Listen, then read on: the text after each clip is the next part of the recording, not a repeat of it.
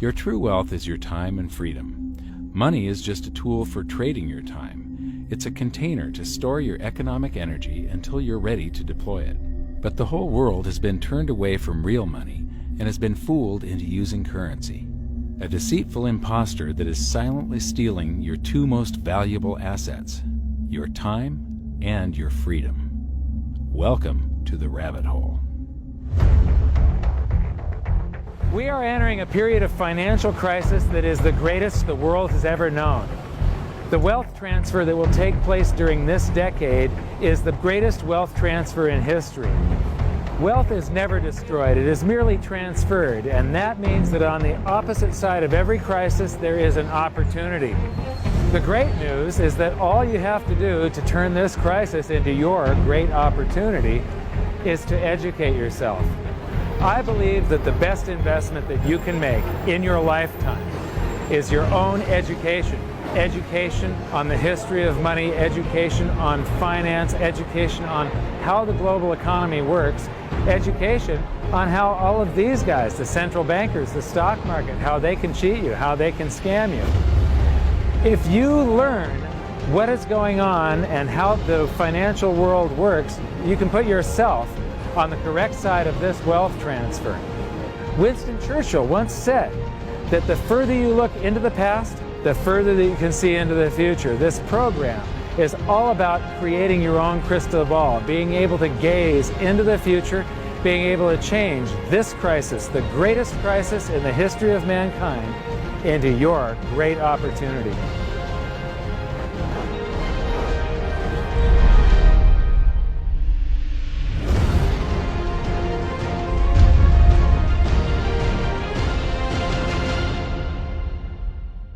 The hidden secrets of money, some of them are hidden in plain sight. They're like right in front of you. The way the monetary system works is something that isn't actually hidden away from all of us. It's out in the open, but it's complex and people just they can't see how it works. It's hard for them to imagine that we're living in such a hoax. Others are meant to be secret, but the truth is slowly coming out, like the Federal Reserve being a private corporation and not really part of the U.S. government. But when I started studying this, what I found was that there was no place that I could point people to where they could get it all in one spot. And so I basically decided to write my book about it and consolidate monetary history, economics, the markets, fundamentals of gold and silver. There's a lot of smoke and mirrors in economics, and I've sort of made it my job to lift the fog for people.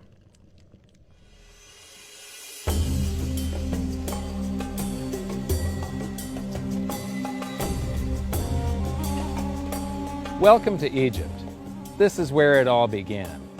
Roughly 5,000 years ago, the Egyptians started using gold and silver as their predominant form of currency. But it was not yet money. The pieces of gold and silver that they were using were odd sizes and weights, odd purities, so it still was not interchangeable, where each unit is the same as the next.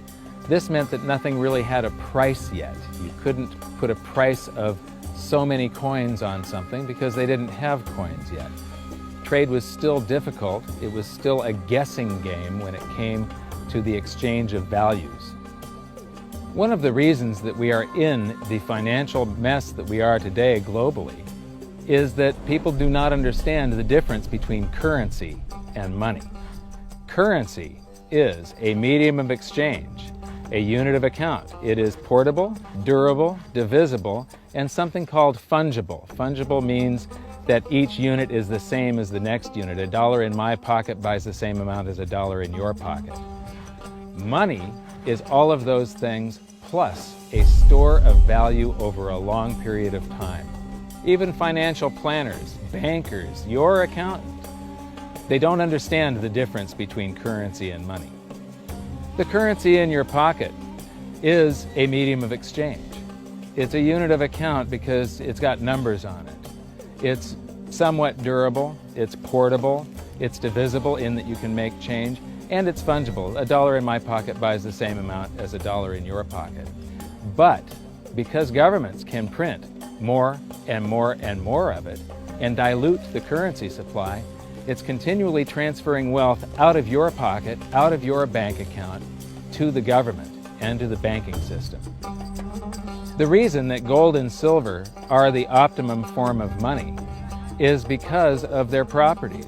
It's an easy medium of exchange because gold and silver store a large amount of value in a very small area.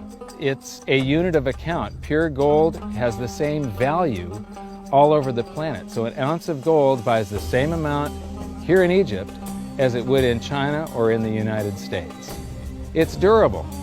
The same gold that Egyptians were using in trade 5,000 years ago is still here with us today. It does not corrode. It's divisible. You can make change with it.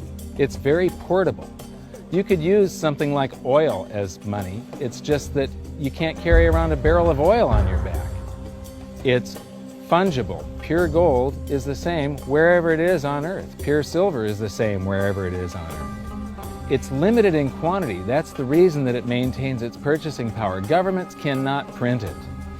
Over the last 5,000 years, only gold and silver have maintained their purchasing power. There have been thousands upon thousands of fiat currencies, currencies that are unbacked by gold or silver, and they have all gone to zero. It's a 100% failure rate. Well, fiat currency, of course, is a currency that exists at the dictate or by fiat from a government. You see, they have their printing presses, and the paper money rolls off the printing presses. And then they give it the fiat designation, which makes the currency official. It's just worthless paper. But when Ben Bernanke gives it the special sign, and they have the cult meeting at the Federal Open Market Committee meetings, it suddenly becomes currency. If you look at what's really going on, it's a con game. And so there's confidence. Well, the Federal Reserve is very forthright about what they're doing. If you read their websites, they'll tell you it's a confidence game. They tell you that there's no intrinsic value in their money. They'll tell you that they print it backed by absolutely nothing. They actually display all these facts. But if you tell somebody in the public that this stuff is created out of thin air, there's no backing whatsoever, it's absolutely worthless, it's about as valuable as monopoly money, they'll look at you like you're nuts. Is there an example throughout history of a fiat currency, a piece of paper that's unbacked by anything, surviving? Short answer, no. Long answer, no. And here's why. When Addison Wiggin took over at the Daily Record, when they got cranked up, Bill Warner asked him to catalog all of the fiat currencies throughout history and what happened to each of them. Addison dutifully went to work. Within a short period of time, he had gone through the alphabet. All the fiat currencies that started with the letter A were done. They all went to zero. He was halfway through the letter B, and all the fiat currencies that started with the letter B, and there were 600 of them in just the first letter and a half of the alphabet, and every single one of them went to zero. Every one. 600 fiat currencies that start with the letter A, and half of the ones that start with the letter B are 600 of these things.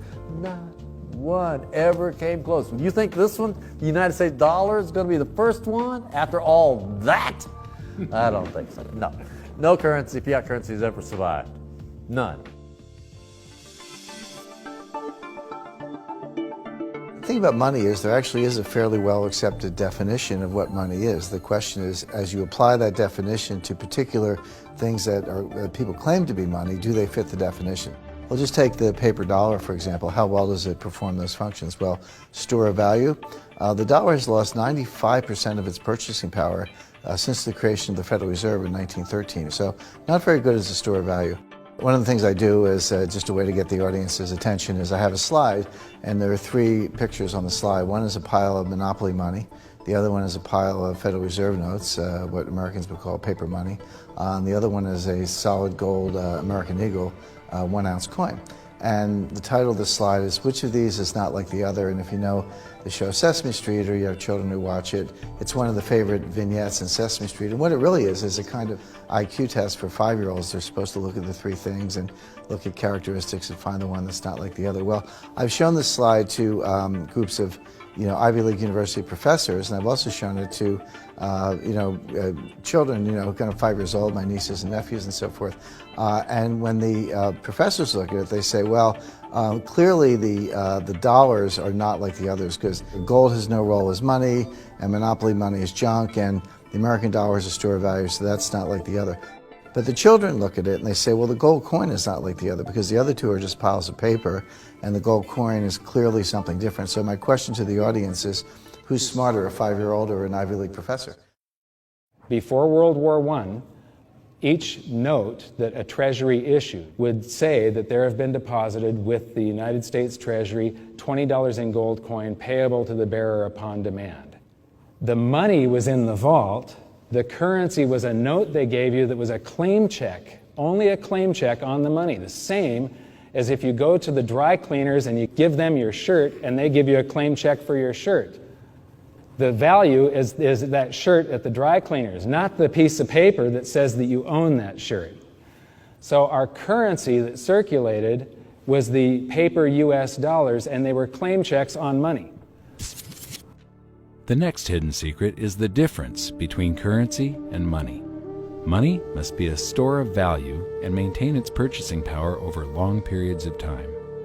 As we progress through this series, you'll learn that national currencies are really a tool used by the government and the financial sector to leech away your time and your freedom by stealing your purchasing power. So rather than storing your economic energy, currencies leak. Now compare that to the gold and silver the Egyptians were using. Like I started with, it still wasn't money because it wasn't interchangeable yet. But they were on the right track, as gold and silver have proven over thousands of years to be the ultimate store of value. Gold is only formed when a star explodes, a supernova, and it stays around forever. This is one of the properties that make it the ultimate money.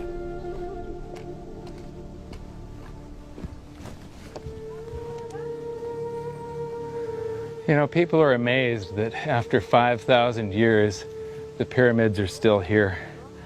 But what I'm more amazed at is that the currency that the people that built this were using, that currency, that gold and silver that they were using in trade on a daily basis, is still around today. It may have been melted down and re-refined, and it's in a coin or a bar or in some piece of jewelry, but it's still with us today, and it still purchases something. Yes, it is the ultimate money because there is nothing else even in the same league. It's divisible, it's permanent, it's a store of value, it's a unit of account. It's got everything you want out of money, but it doesn't go away, and it can't be increased. That is what makes gold the most beautiful money of all. What more could you ask out of a money? It keeps governments under control. You can maintain a solvent system. Governments don't like gold at present because they're getting away with the fiat currencies, and they'll do everything they can to discredit it as an asset class. I mean, my goodness, gold has outperformed the Dow Jones Industrial Average in each of the last 7 years, yet it's not considered a legitimate asset class. Why? Again, it's the fear that maybe gold will be imposed on the system, that it will constrain government ability to spend beyond its means. They can't print it. They can't print it, no. The proper definition of inflation, I use Milton Friedman's definition. Inflation is an expansion of the currency supply. Deflation is a contraction of the currency supply. If you expand the currency supply, eventually prices will rise. And if you contract the currency supply, eventually prices will fall. This is a pool, but it's not a pool of water. This is the currency pool. And these are prices. And if you expand the currency supply, prices like a sponge in water have to rise to suck up the excess currency. Governments never stop printing more currency and adding currency to circulation. Therefore, prices keep on going up, not because the stuff that you're trying to buy is changing. The real estate doesn't change. What has changed is the currency purchases less and less. It's the currency going down, not prices going up. The truth is, what we have that makes our world work right now is a big story. None of it's real. It's all just promises. And if you think about it, that's how currency began to work in the beginning. You know, before we had currency, we had barter. I'll give you 3 coconuts and you give me 4 fish, because that's kind of a fair exchange on coconuts to fish. But that got complicated, so we had to invent this thing called money to be a divisible, portable medium of exchange. And the challenge is that we lost that a long time ago when we lost having things of value be our currency. And now we have this thing called numbers and accounts. But trust me, it is not real. It's a big made-up story. One of the biggest make-believe stories ever is called quantitative easing, which sounds complex, but it's really just a smoke and mirrors term for currency creation. QE started with the banking bailouts back in 2009. This currency was created out of thin air and then given to the banks, who paid themselves record bonuses in reward for crashing the world economy. This is a global phenomenon, but all you have to remember for now is that whether it's QE bailouts or stimulus programs, these are all just voodoo, hocus-pocus terms for increased currency creation. I believe gold and silver will reassert themselves as money. And when they do, there just isn't enough. And their purchasing power is going to go up many, many, many times. Egypt is an amazing place. There's a franticness about it, utter chaos, especially like the traffic. But when it comes to like all of the merchants that are trying to get every last dime out of you, you get fleeced to the point where you come back with an empty wallet. But you know what? They're amateurs compared to Wall Street. In the past several years, I've spoken in many countries about the crisis that's coming, and a lot of people think that they're going to be okay in their country, that it's only going to happen to the United States or maybe the United States in Europe. But what they don't realize is that this is a global phenomenon. I got to show you something here. This is base currency in the United States. This is the number of paper dollars that exist, basically. It took 200 years to go from no dollars in existence to 825 billion. And then we had the bailouts, and then we had QE1, quantitative easing 1, then QE2, and then we had QE3, and then QE4, and then soon we're going to have QE57 and QE382. And it isn't just here. This is what the Canadian currency supply looks like. This is Australia, South Africa, Russia. Now, this starts out in just the year 2001, and this is like 18 times more currency in existence in a little over a decade. Here's Singapore, same story. Look at that, since the crisis, just bam. India, China, every government on the planet is doing this insane deficit spending and expanding their currency supplies, doing bailouts, and history shows that there is no example of this turning out well. It is sometimes amazing that we haven't experienced more inflation than we have. If they keep expanding the money supply so vastly, why aren't our prices growing faster than they really are? And the answer is that a good chunk of the money that the Fed created has been shipped overseas. I remember early in my research, I heard this expression that the Americans have exported their inflation. I thought, what is that? How can you export your inflation? Put it in a box and send it out? What do you do? Well, now I understand. You export your inflation by simply sending all these dollars that you created to these other countries, and then they send you their refrigerators and their cars and whatever, their TV sets. So you get hardware, and they get little pieces of paper. It's a great deal for the American people for a while.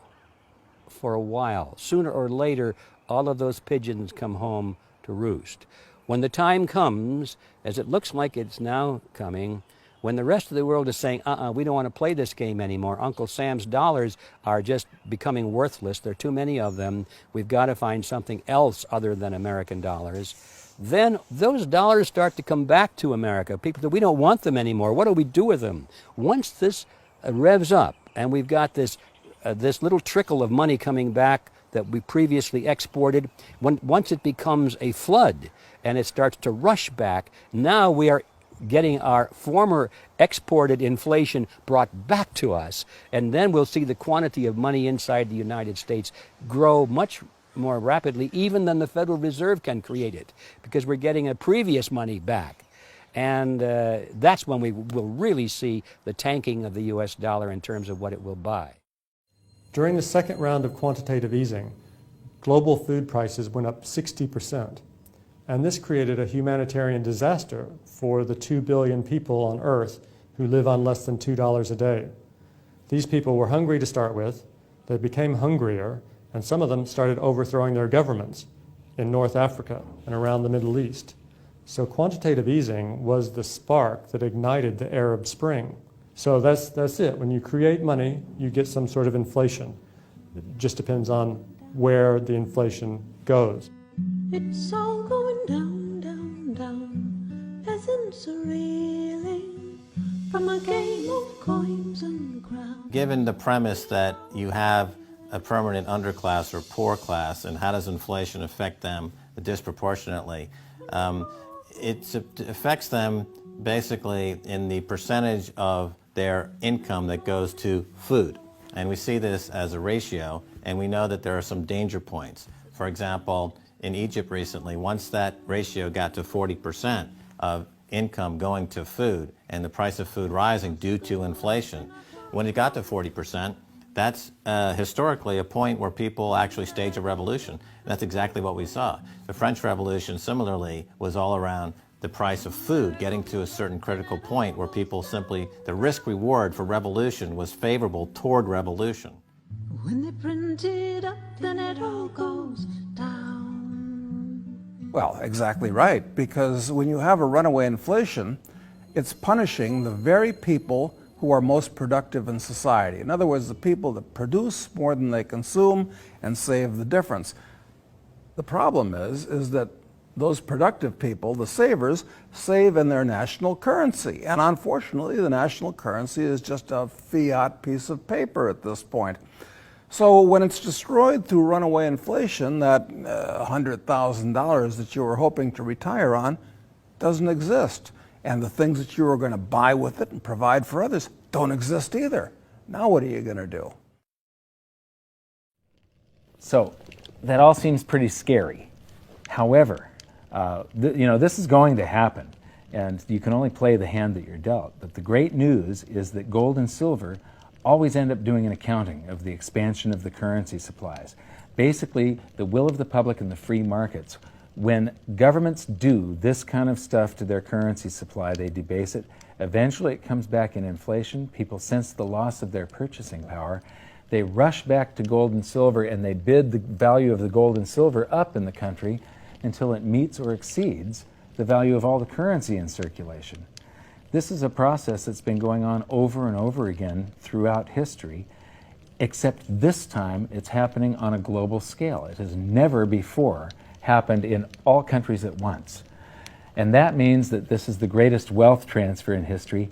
Therefore, it's the greatest opportunity in history, and it's not going to happen again in your lifetime. So now we've learned that your true wealth is your time and your freedom.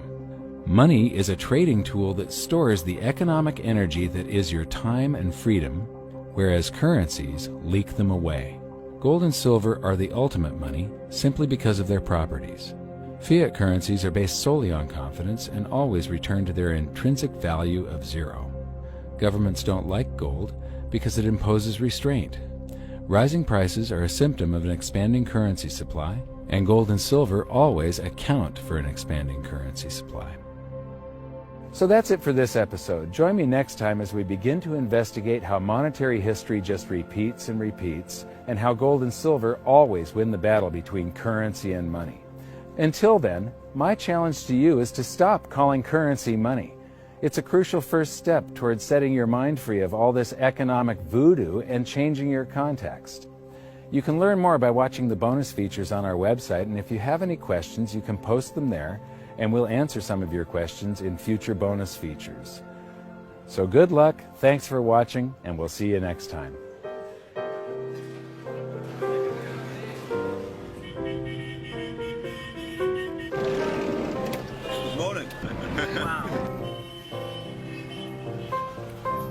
what does fiat mean? It comes from the Latin for crappy car.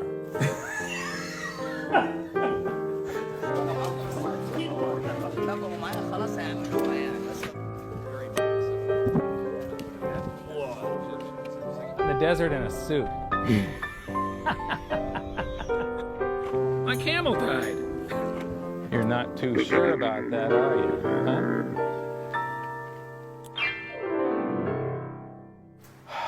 I am ready for a good long nap. Hi, welcome to this bonus feature for the very first episode of Hidden Secrets of Money.